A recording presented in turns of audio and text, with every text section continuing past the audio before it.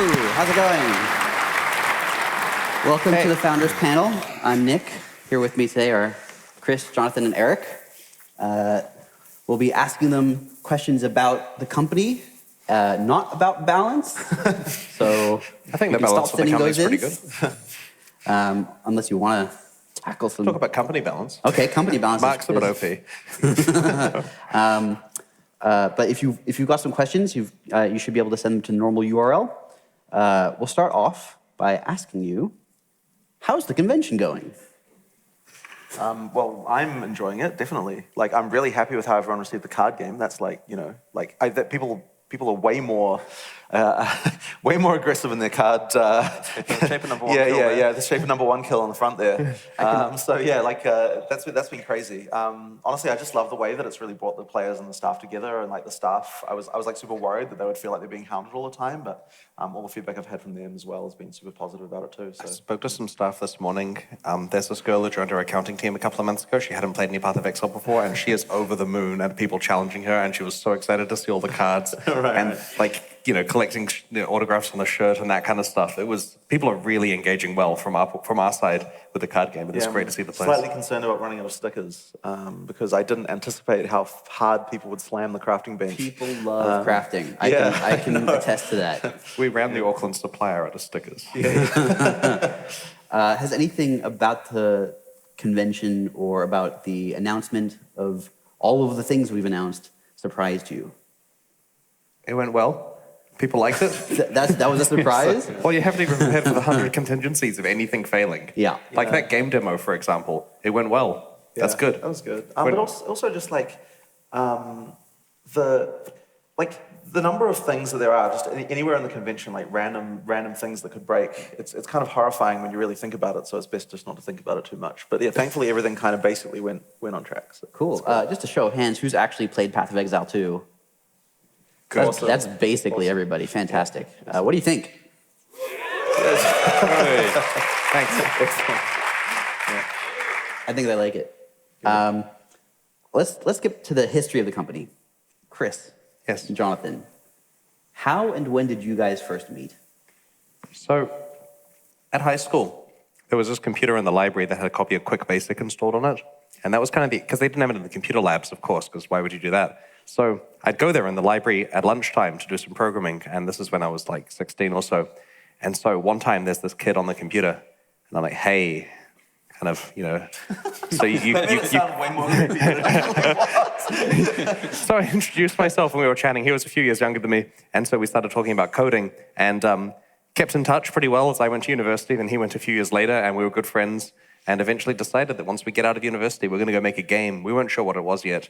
And I think we had a vague idea. We had ideas, but it was there inspiration for that game at all? Yeah, a little bit. Well, we both played a lot of D2 together. So, you know, by the time Jonathan had finished university, we were pretty set on this idea that everyone was terrible at making action RPGs, and we could actually make a good one, which is hubris and crazy when you're just a couple of random guys in your very early 20s. I think you were like 20 years old 20, at the time. Yeah. We hadn't had commercial game development experience. We were just hobbyists. Like, way less qualified than most of the people we hire now. About what year would you say that was? This was late 2006 we started. Yeah. And now, Erik, how and when did you join this ragtag couple of guys? Well, so first of all, I actually met Chris in a Diablo 2 strategy forum. So that would be maybe around year 2000 or so. So that was back in the day. It was harder to find out the best builds and so on. You didn't have streamers and everything back then. But then a few years after that, I got a random message where Chris was saying that him and Jonathan were thinking about or wanted to make a Diablo-like game, and that sounded amazing, I thought. So. Now, for context, you were living in Sweden at the time, Oh, right? yeah, so I'm on the opposite side of the world. Yeah, literally about as far as you can go. I think we needed an artist, and we knew no one who's ever drawn anything in their lives. And Erik is an accomplished artist and has done a whole industrial design thing. He wrote a textbook that many universities use. Like he's up there. And so I said to him, "Where would we find a lead artist?" And he looked at plane tickets. Yeah. It took I think it was 2 weeks after that conversation. I flew down. So I guess my question is, what on earth were you thinking? Oh, well, at the time I had just graduated actually, that industrial design education, but I didn't really want to like get a normal job, so it's Okay, yeah. a really good excuse to sort of dodge that. I think you nailed that.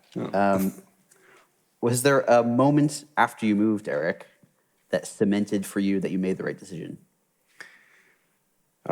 Not until many years later, I would say. I'm glad he didn't say yesterday.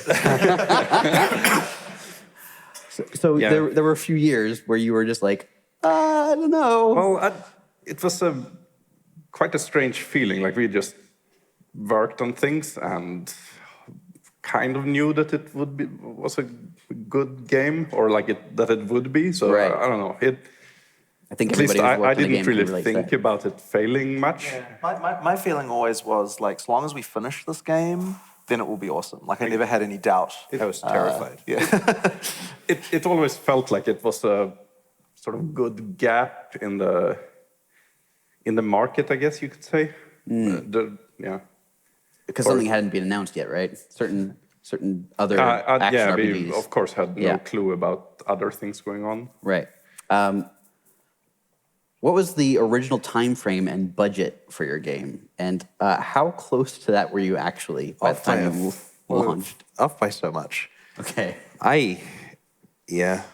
No, you can't make games that cheaply and quickly, it turns out. Right. We thought a couple of years and a few hundred K, or less than $1 million. I remember but- Erik was always saying, it's like, it always feels like it's a year and a half away.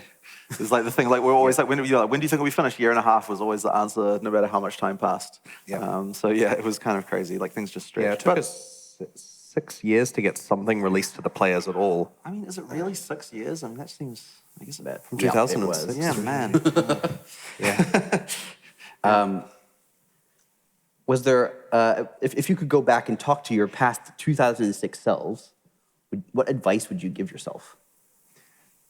The sad thing is, if someone came to me and said, Chris, my friends and I are 20 and we have no experience making games, and we're going to make some, it's going to be online and it's going to compete with $1 billion company and it's going to, free play. yeah, and all these things, experimental business model. Yeah. I would say to them, you are crazy. Go get a real job. You're just wasting your 20s or whatever, right? That's my advice, and I would mean it. They're going to fail. Like 99.9%. However, that means that 1 in 1,000 will succeed. And so there's a bit of survivorship bias here. What do you attribute your survivorship I think to? Personally, I think we were definitely in the right place at the right time with the right product for what needed to be made. And I mean, like, sure, I mean, you know, obviously we happen to know action RPGs really well, but also there was so much luck involved in picking that as the thing we were doing, and like lots of other things I that think occurred. it's like, the items. it's the items. Yeah. we spent so long talking about Diablo 2 items. Like, I'd have conversations with people, like Brian, our American, he was there at the start helping us from the States, which is one reason why he's not on the stage with us at the moment, is because we were kind of the team in New Zealand and we're trying to keep it simple and everything here. But he was there from the start, and we spoke to him about Diablo 2 items, and he related this story to me about this lance that he wanted to get. Like, this guy in Taiwan had a lance and he really needed this lance, and the passion in his voice about like staying up late at night thinking about this one item that he needed and how important it was for his life, right? That kind of thing is the conversation we would have with each other about items in games, and we knew we had to capture that in our game, and I think we did, and I think that's why Path of Exile was successful. It is very true that there are just so few games these days that take items seriously in the way that we do, and like allowing free trade of all the things and all that sort of stuff. Like, I think that that's definitely a huge part of why the game resonates, and I think it's just so important. Was there ever a point where you thought Path of Exile might be dead in the water? I mean, there was some pretty rough development times there. Like, there was a period, like, I mean, obviously during that 6 years, there was a period there where, like, there was just, like, you would run the game and it was just a blue screen because, like, there was no, like, the graphics engine stuff was, like, had been broken and nobody had fixed it for ages, and there was all sorts of stuff. Like, it was really bad for a little while in there, but, we got through it, so it was I've okay. seen some very early versions where the graphics were a blue screen and a box. It was basically after. That was just programmer art. That was like that was my programmer art. But there was a period after that where the game like looked okay for a while, and then we made a bunch of changes, and then for like it was like a good 2 months there where you couldn't really run it. We had a prototype graphics engine that was thrown together very quickly, which was good for getting a character moving, and we decided to move away from that to a real one. And we had a guy working on something quite advanced, and it never really panned out. So Jonathan just sat down and wrote the engine, and we switched over to that. But there was a good 6 months in there of the inability for the artists to see their work in the game. It was a dark time. It was bad, but this was 2009. No one knew about it publicly, and we're glad. We're glad we hadn't announced. Like, our plan was announced when we got something that looks good. If you look now at what it looked like when we announced, it's pretty terrible. I'm trying to think what year we announced. Was it 2010? Okay, right. I remember because it was the end. It was, I think you actually technically announced in early 2011, but you showed the game off in 2010. Yeah. In fact, here's an interesting story. So, announcement of Path of Exile, which was September 2010. We decided we were going to go to a press tour. So we asked our PR guy, find a bunch of journalists in San Francisco that we can talk to, right? People at PC Gamer and IGN and all these various places. Get us in the room with them, which was really hard because there's some randoms from New Zealand. So we played up the whole Lord of the Rings thing really hard. So we booked our tickets over to the States. We booked our tickets to the States. And the plan was we talked to all the journalists, get some articles, and then we'd go to PAX Prime and we'd show people on a laptop in the corner of the room without having a booth, which you're totally not supposed to do. So I'm sorry about that. Sorry about that, Mike and Jerry. So anyway, so we did this. And one of the journalists that we were assigned was Nick. So he was one of the very first people, as working as a journalist in the States, to see Path of Exile. Yes. And I was given that assignment as, there are some people from New Zealand coming to show a game. I don't know what it is. But it turned out to be super cool. I remember dying on, I think I died 2 Hillock, and you got very frustrated that I didn't know to use the health flasks. Did I? Yeah. Okay, I don't remember this. No wonder you're pushing tutorials. Yeah, I specifically remember you saying, nobody can find the health flasks. That's interesting. No one knows about health flasks. I don't remember this very well. I do. I was very embarrassed. Okay. Tell me about the first time you thought Path of Exile might actually be a hit. So I remember. Oh, I have to take that. You're going. I have an answer here, which is, so this was in PAX Prime. This must have been the year after When we were that showing one. it off. Yeah, where we had a very small booth and with a couple of screens and like 3 playing computers, maybe. I don't quite remember. I think there was a few more, but like it was all just bodged together from Home Depot. Did you go to PAX Prime 2011 and play Path of Exile right at the back of the show? I see one hand. Okay. One hand. Wow. Okay. Well, you're a real OG supporter then. But that was amazing to see because we were competing against like many other like real companies there, and there was just lots of people lining up to see our game, and you could sort of see the spark in their eye that this was really interesting. Actually, So do you remember the thing that was it Tycho or Gabe? It was Tycho. It was Tycho.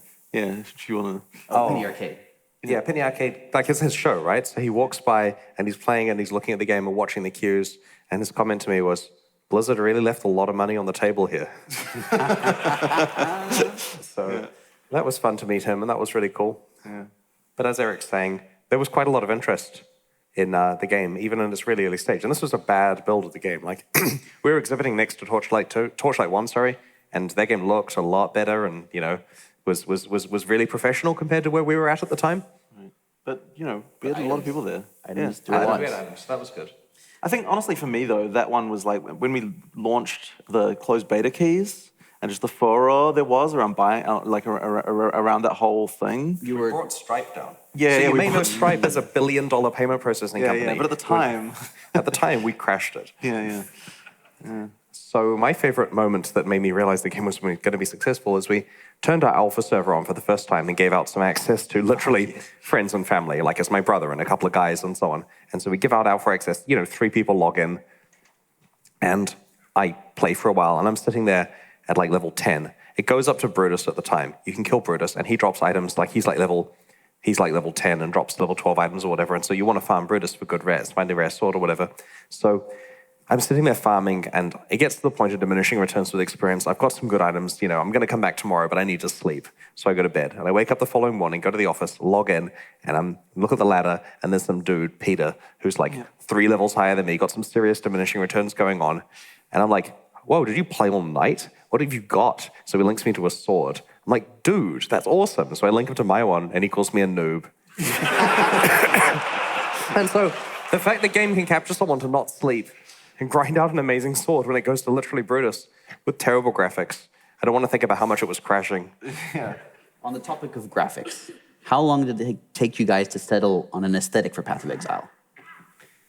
Well, I wish we had a kind of good answer of trying many different things, but it was really a matter of kind of throwing in what we got, and we knew that, well, we all like really love Diablo 2, so it's in that direction. But it was very much a matter of, okay, what monsters can we have? Like, okay, a skeleton, let's make a skeleton, put it in, and like, let's make a bandit, put it in, and like.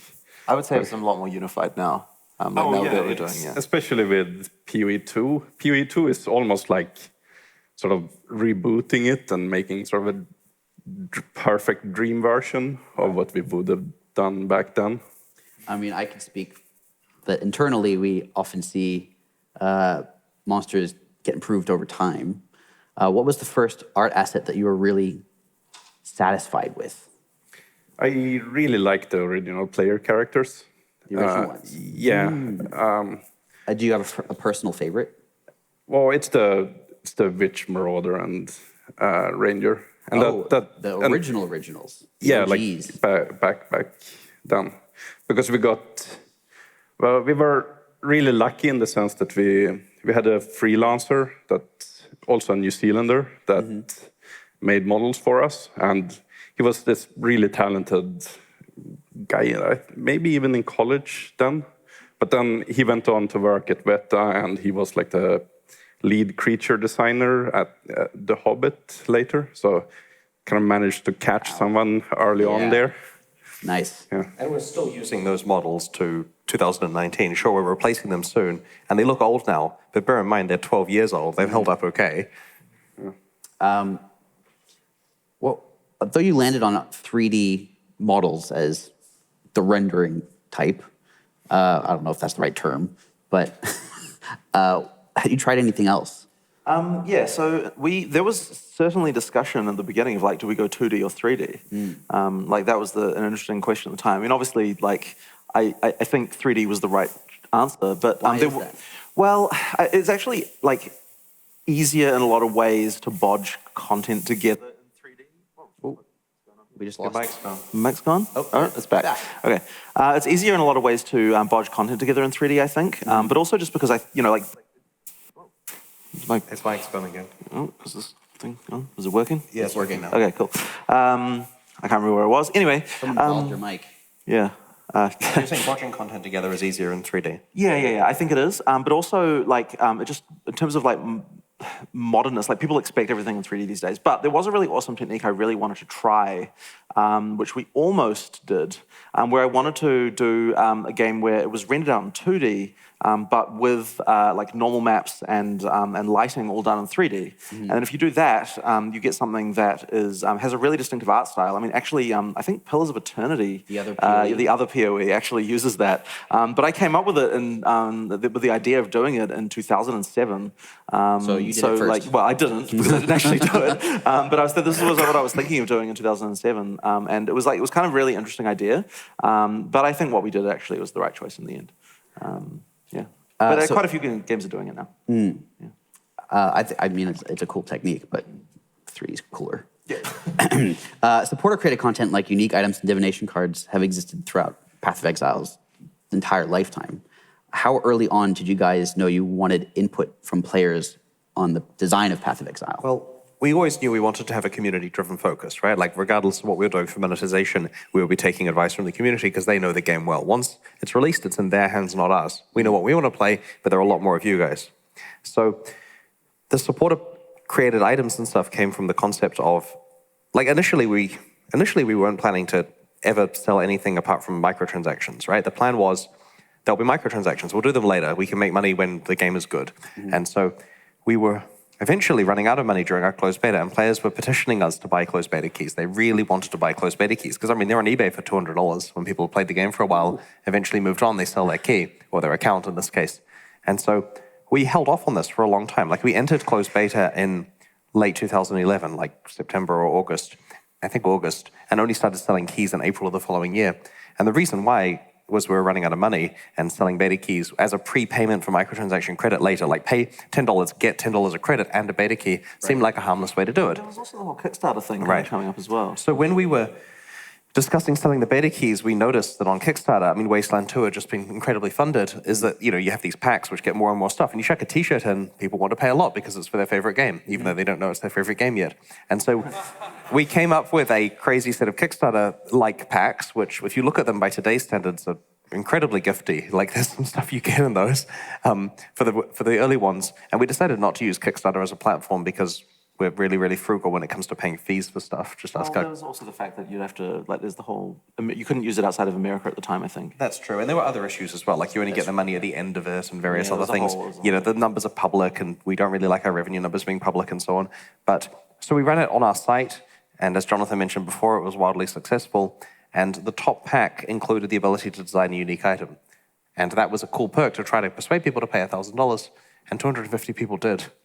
Yep.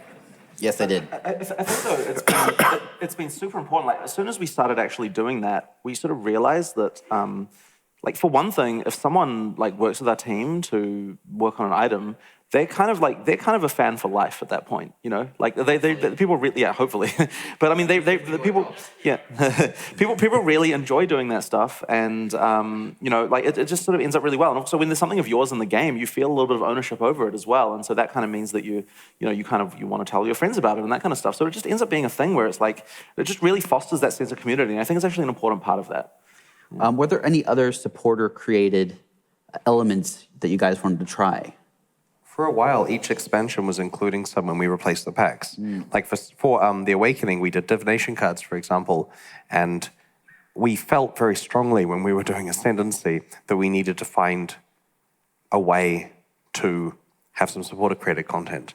And there were crazy ideas that we thought of, like people making their own mini labyrinth gauntlets that other players can play and stuff like that. We had, at one stage, we were thinking you can take your hideout and export it as an area people can find in the game, and this kind of stuff.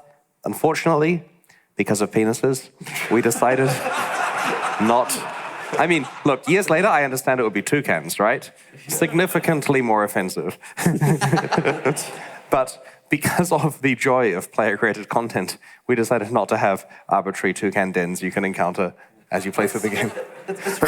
It's honestly really tough. Like, divination cards managed to get to this like point where it was like, it feels like you're making something that is like significant for the game, but yet at the same time, it doesn't take so much of our time with arguing back and forth that like it's a real problem. Because like the uniques are real tough. They take a lot of work. Yeah, we raised the price on this so many times. Yes, because we had to, because like the amount, like we really underestimated the amount of back and forth there would be for uniques to get everyone happy. And Nick should know, as the person who primarily communicates. I did that for about 3 years. Yeah. And then the other one we're not mentioning, the Hall of Grandmasters, was very cool, but so hard to maintain. Like to this day, whenever we release an expansion, we have a guy who has to spend several days going and fixing the Grandmasters to work. And I'm sure the people who got Grandmasters probably are still a little unsatisfied with how it turned out. It's real tough. We have to, I mean, even for PoE 2, it's going to be really hard to make that. Yeah, to make that work. to make that work. We will do it though. Just agree to no. We have to do it. We have to. Yeah, I know we have to. And that's the thing is. It's great to get a burst of revenue, and it's got a lot of advantages, but you have to maintain that literally for your entire life, it seems. Yeah, definitely. I mean, you have to I'm going to be worrying about right? those Grandmasters when I'm in my 60s. Yeah, well, hopefully not.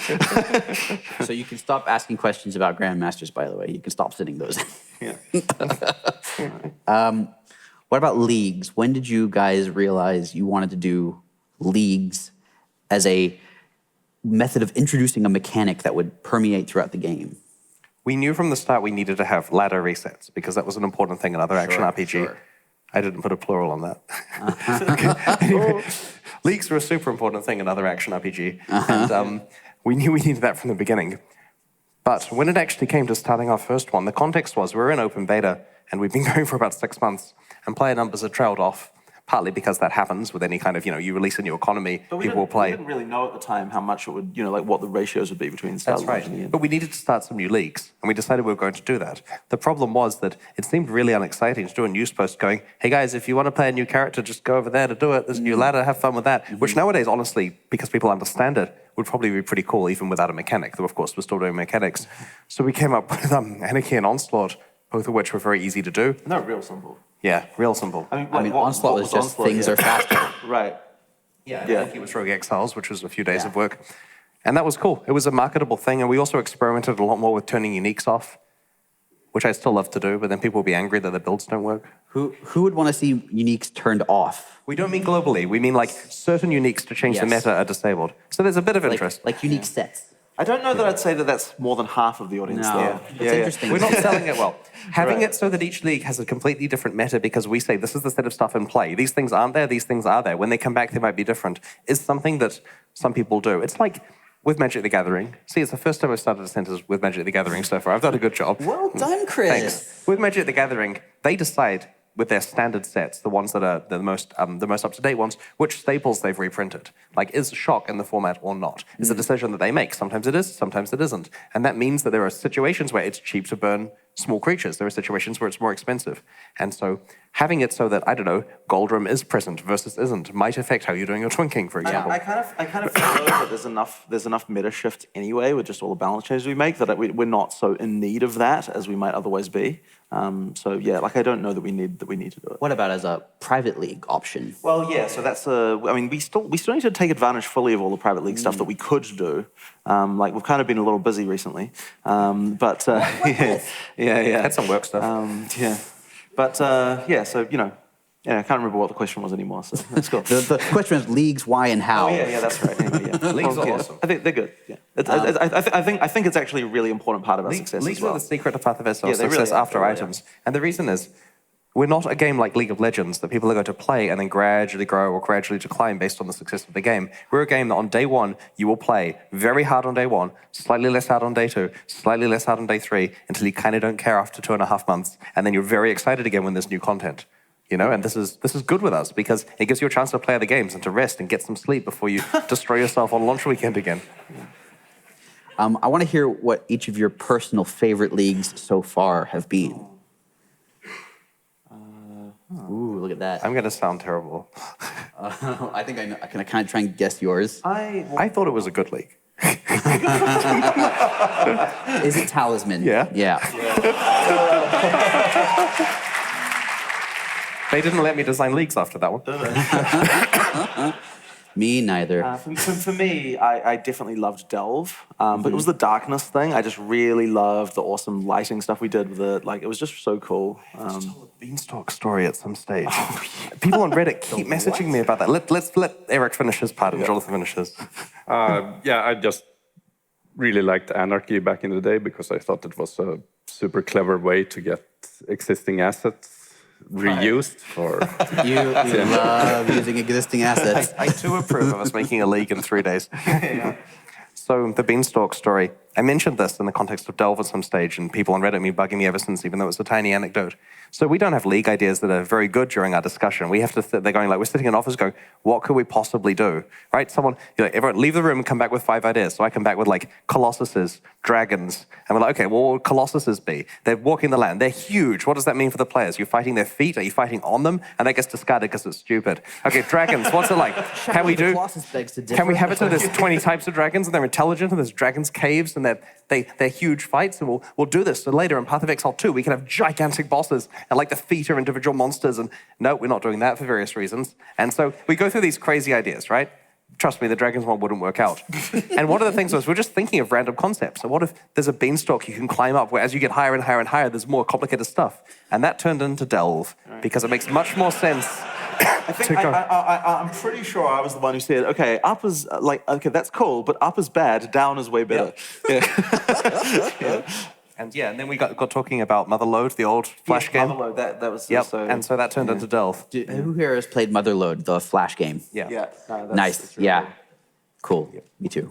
It's a good game. Okay, so obviously Path of Exile is made in New Zealand. It's got a strong Maori influence in the art style and in some of the, like a bunch of the characters, the Karui. How early on did you know you wanted to introduce that? Well, it happened It's pretty interesting. much... You looked the Swede. It happened pretty much automatically because, like when we first made grass in the game, for example, someone had to go out and like take photograph of grass and sort of cut it out and like put these sort of grass sheets in game. So, and when it comes to weapons, like there's a great museum here in Auckland that has these like cool sort of shark tooth weapons and wooden carved weapons. So it sort of just happened from that, and it's just a nice touch to get inspired by what's around you. I mean, I guess that most gamers are just not used to seeing content created in this area of the world. So therefore, it seems totally, like unique to them just for that reason. It's a point of difference. But yeah, it is a point of difference. But it's just something that it's like you don't have to try it. It just sort of happens by virtue of just being in this environment. So it wasn't necessarily like we want. Yeah, well, that. we didn't think of it that way. It's just that's what naturally occurs. Yeah. That makes sense. I was talking to Kriparian about this, where he's been researching some New Zealand before he flew over, watching some movies and so on, and he really feels that New Zealand is race-classed from the point of view that he's seen so many similarities he didn't realize before. Has he been to Australia? Everything there is trying to kill you. And wasn't Australia a prison colony where they exiled all the... Yep. Interesting. But people overseas think of Path of Exile as a game with weird stuff going on. Then you arrive in New Zealand and arrive at the airport and there's all the carvings and think, oh, okay, that's like X3. Yeah. Except everything here is so gentle. 4, yes, you should say. Calmary. 4. I should know this game by now. Yeah. Oh, it's like X3 of the new one. Yeah. Cut his feed. No. Tell me about the night before you first launched Path of Exile back in 2012. The very night that you were going to go from beta to live. Yeah. There have been so many launches now. How many of them do you actually remember? And how many of them do you think you forgot? They blur together so It's bad. one continuous hellscape. You guys just do not understand how stressful it is on launch day. Well, the thing is that I feel so much responsibility when the game goes down or there's some problem. It's just it's the worst. It's the idea of there's 100,000 people or more out there just hating me right now because the game isn't working. And There's a lot of. I know there's Reddit. a lot of stress in that. It's actually really hard to explain. And sometimes If you've ever, raise your hand if you've personally blamed Jonathan.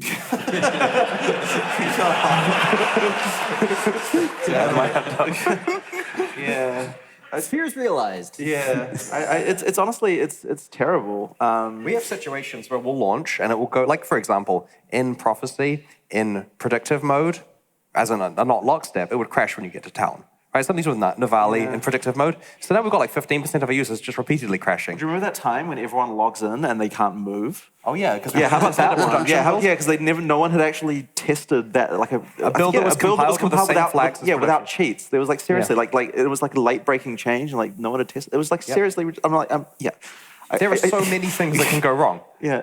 Speaking of, does the date, the 25th of March, 2014, ring any bells? Kiwi Halt. Yeah, the Kiwi Halt. Halt. Man, Who remembers Kiwi Halt? Yeah. That was. I remember so the thing that caused that was we had just it was we'd started using technology that allows us to deploy server changes without restarting the realm. Yeah, so basically the hotfix thing. So basically old instance servers are the old code and new areas you go to are the new code. But what I hadn't taken into account is the fact that when we deploy, I sort of assumed the data files would still be compatible. Which is not a good thing to assume because what happened is that if someone had added a new column to the game database, then it would bump all of the other. Sorry, no, it wasn't even columns. It was rows. It was just rows. If people added rows to the database, then all the rows once all the data files are baked out are done by just by index. So if you shift everything, then that means that you're okay, so I'm an item and I'm looking at my mods or just anything, and all of the offsets are wrong. So you just get random other item stuff just going on there.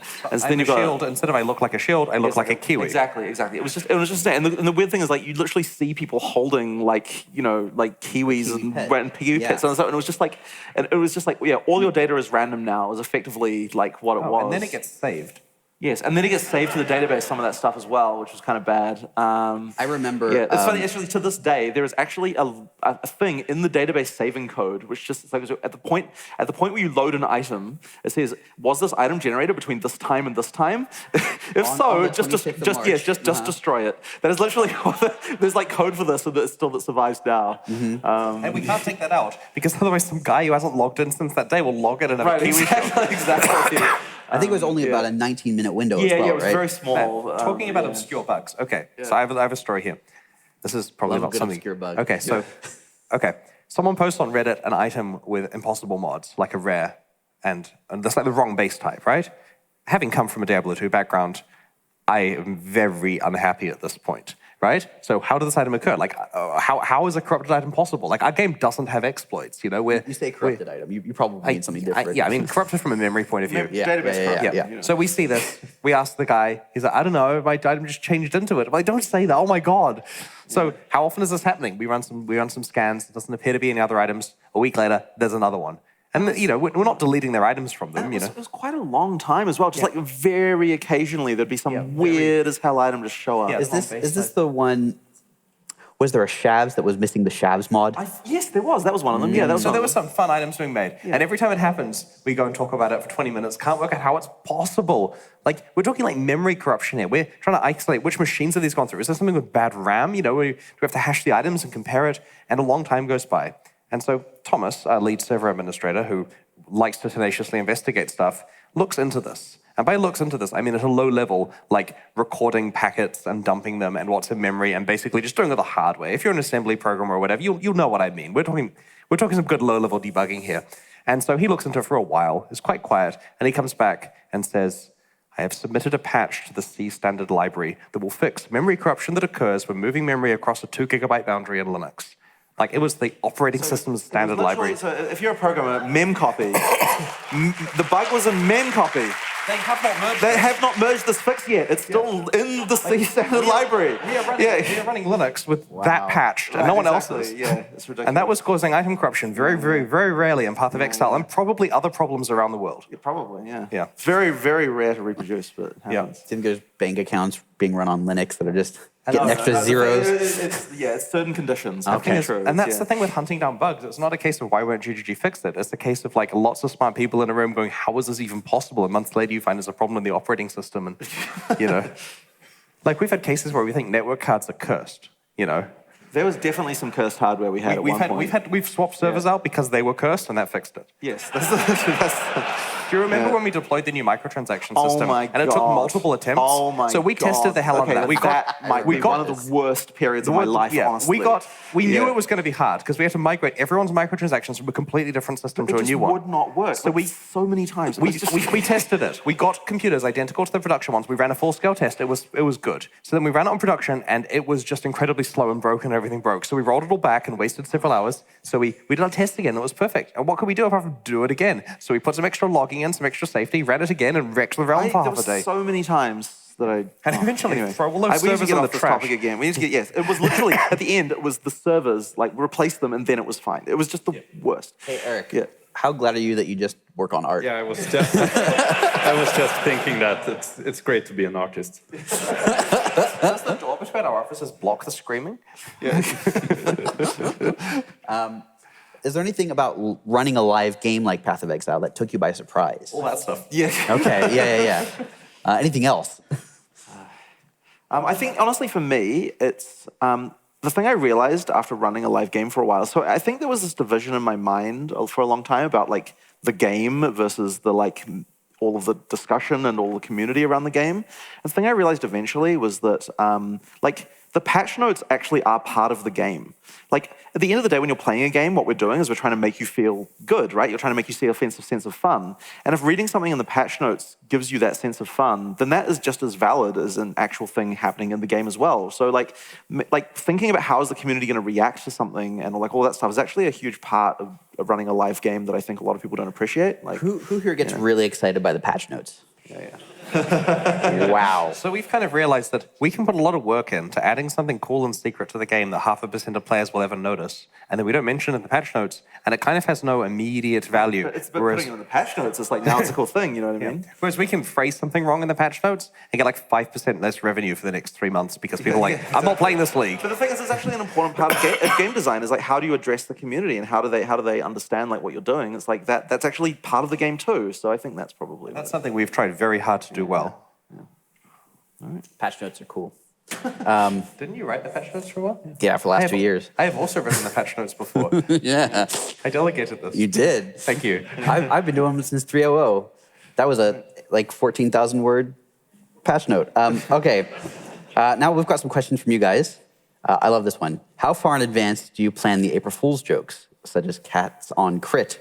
And how big of a job are those jokes? It's usually not too far in advance. We'll realize a week before, and then we'll get on the list of ideas, and they're all impossible. And then awesome ones get turned down. You know what I'm talking about. Well, they know what I'm talking about in terms of the mirror one. Oh. Yeah, they know. Yeah. Oh. I'm still bitter about that. Yeah. I do like that one.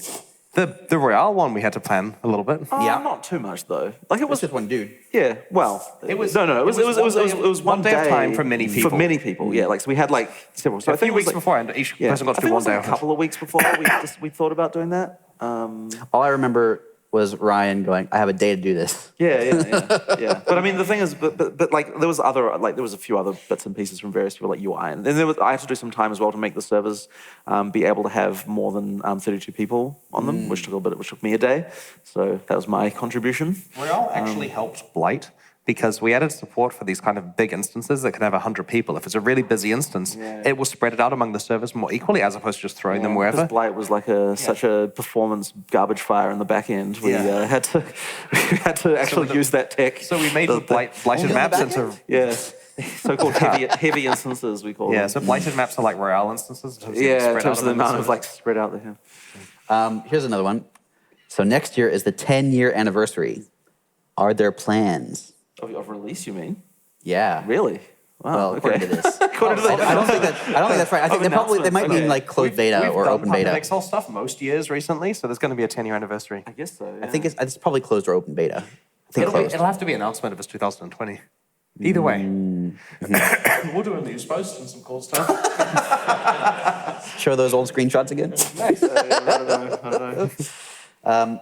Do you each have a coworker that you rely on the most? I think I can guess for at least two of you. All of us, Mark II. That's Neon, yeah. He is so important. Because he just knows everything about the balance and everything. And honestly, I don't anymore. Who here has had a chance to meet Neon /Mark II /Mark? Not that many. Right. He's got a secret villain shirt on. You should try and fight him. Yeah. You're right. He has a shirt that might be worth trying to take down. Yeah. He's somewhat elusive though. He doesn't like too much publicity. So it was very nice of him to come out multiple times onto the stage. To talk to you guys. Like when I realized I was going to have to answer 390 questions yesterday, I had this thinking feeling like I just realized I need to find Mark. Right. Like, where is he in this building? Mark, come with me. What? Huh? You're going on stage. How do other games /developers affect Path of Exile /GGG? I can think of one notable example. They release remasters. They released re-releases of the 2004 games and take all our players for a league. Yeah, we noticed that one. But, was it good though? Did you have fun? Look, we don't try to necessarily follow trends too much, but on the other hand, getting inspiration for leagues is super important. I definitely look to other games to try and especially ones that are just completely not in our genre at all. That's what I'm always looking at. So I try to play as many different things as I can. I mean, honestly, I don't get a huge amount of time these days to play everything that comes out, but I really do try because getting inspiration from other things and then thinking how could I apply this type of game design to an action RPG is really interesting. The Binding of Isaac and Dead Cells and stuff like that have a lot of... Dead Cells I love. Dead Cells is awesome. Those games have influence in subtle ways. Yeah. What's an example of something from Dead Cells or Binding of Isaac? I mean, I don't know if there's anything really explicit, but it's just kind of That's a great question because I can't think of anything either, but yet I'm constantly thinking of those games. I'm using it as a stuff. reference point all the time when I'm talking to people in the office, but I don't know that it's special rooms in Rogue Legacy will come up as, could this be a league mechanic? And obviously they generally can't be, but it's still interesting. Rogue Legacy does have a notable mechanic that we haven't done, which is the legacy part. Oh, interesting. Where you die and you get some I don't know stuff. that would... Well, actually, wait a second. There was a league that was based on that heavily modified. I'm sure there was. I think the Nemesis system. I think we've talked about it, but really. No, that's what I was thinking of. That's what I was thinking of. Yeah, you're right. Yeah. Did you guys get that? No, don't worry. This is what our design discussions are like. We should design a league on the stage. We've got 10 minutes. Who wants it? No. Oh, I wanted to address. So, over Christmas 2 years ago, we made Beastry, and we were really time pressured, and it didn't help that we'd released War for the Atlas a week late, so we only had 12 weeks to do Beastry, and everyone went away for Christmas. And then the next year, we had to do Synthesis, and we had a full 13 weeks, but it was really hard, and everyone went away for Christmas. So we're aware of this time. We're going to make a good one for March, okay? Right. So the March releases are bad ends. So we're having 14 weeks this time, or at least the full 13, right? We're definitely going to make sure we take our time. So we've gone a week late on our current one, releasing in the middle of December. We'll definitely not catch up a week for the March release. It'll be mid-March, or maybe a week later if we need to. And what league is that going to be? 310. And what's the... Damn it. Almost got him. We don't know what it is. Yeah, we'll we work that don't know. out. We have no We have idea. to finish 3-9. But the point is, we're going to put some effort into making sure the March one doesn't fall into the Christmas trap. It was a trap. Yeah. Could you speak a little bit about your company growth philosophy? Is there mentoring, talk about the speed of growth and maintaining/evolving the game vision as new employees join and establish themselves? Personally, I hate having to hire more people. Like we have to do it, and it just feels like the company grows like a weed, even like without me trying. Like new people just seem to show up. I thought we were fine at 20. Yeah, but the thing is that obviously you have to. But the thing that does suck is that as companies get bigger, it gets harder and harder to maintain the. It's like we have a very kind of like. Or I should say, what we do not have is we do not have a really rigid structure with like lots of middle management or anything like that. We're very kind of freeform. And so as you get bigger, like if you expand too fast, I think that would really, really break down way too easily. So I think it's. I think it's important not to grow too fast, but like it seems like I don't know, like how much did we scale up in the last year? Like I mean, you probably said something like probably. I can think of about 20 people joining. Yeah, I mean this seems crazy to me. It does seem like a lot. Yeah, I don't understand how there many were a people... few weeks where it was like week after week after week, people would just show up. Right, yeah. So I mean, yeah, but as for like bringing people on board, I mean, like the mentoring is super important. Like, hopefully the new programmers that I've hired recently appreciate. We do have a special guest. Mark II himself, Neon, is here. All right. What up? Yeah.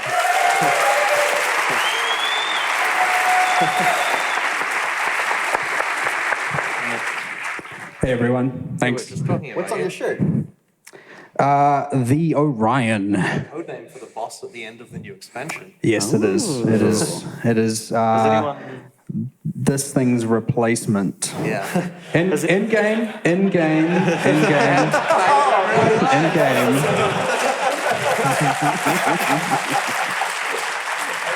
That is honestly, I want to say one day if I ever do retire and he replaces me, don't be worried. It'll be fine.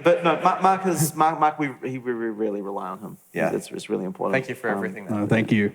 Yeah, I mean, you gave me this opportunity, so I was just so heartwarming. I was like most people here, just a gamer at home. I'd finished uni. I was just gaming, and then I get a call from Chris one day.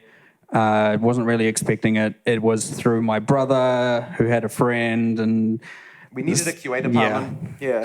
there was some indirect, and then I got a call, took it, didn't even know what I was getting paid. I didn't care. I wanted it. The thing is, I originally vetoed the hire. Yes. I was like, because the thing is, I looked at him, I was like, man, he's just playing MMOs all day. Like, So Jonathan's like that. We need to find someone with experience. I'm like, we're desperate. Yeah. We just need it. Yeah, but honestly, like, you were the best person we ever hired. So he was our entire QA department. We now have like 18 people. That's fair. And he runs the show now. Now, what was the thing that got you to hire him? There was a certain exploit I know of, and also I think if I recall, it was your favorite ever nerf because it was also a buff. Are we talking about the flame totem stuff? I can't remember. No. What did we freeze mine? That was post That was hiring. post. Oh, was that post?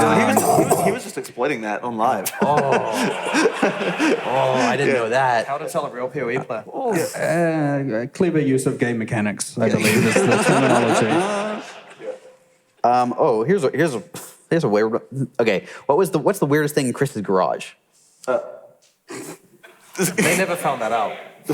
Huh? That's like, At one point, it was like a massive stack of tabulas, if I remember correctly. Yes. we had those old tabular shirts. We stored them at my garage, and they kind of went moldy, and so we took them into the wash, and we washed them. So they're fine, but we have to give them to staff now, and we can't sell them. I mean, I'm pretty sure, Mark, you wore Tabula shirts every day. They were clean ones. I got something like 15 real-life tabulars, and I rotated them for a very long time, so Hey, Mark, it's good. what's the highlight of the convention for you so far? I guess, honestly, I mean, I was so nervous all week, especially the last couple of days. I wasn't sleeping. Just the kind of, everyone embracing it. This is a side of me that I never knew. I mean, I'm not exactly ultimately confident here, but I never thought I would never see myself doing this. So it's kind of a change in myself. And just honestly, the recognition, everyone's just so happy, so positive. I've never been to a social event ever. It's not like I go to many, but I've never been to many where just everyone is so friendly. You guys have Just been awesome. outside, it's been so positive everywhere. Out in the, I love that.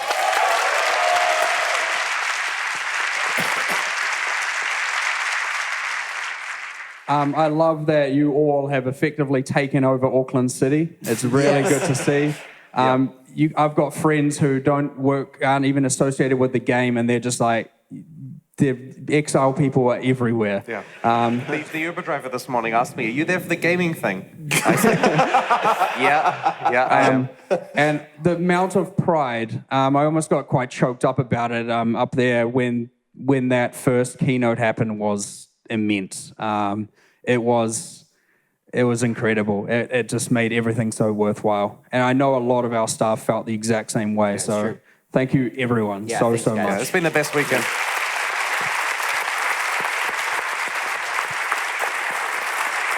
All right. Thank you, Mark. Get off stage. Thanks, everyone. Have a good one.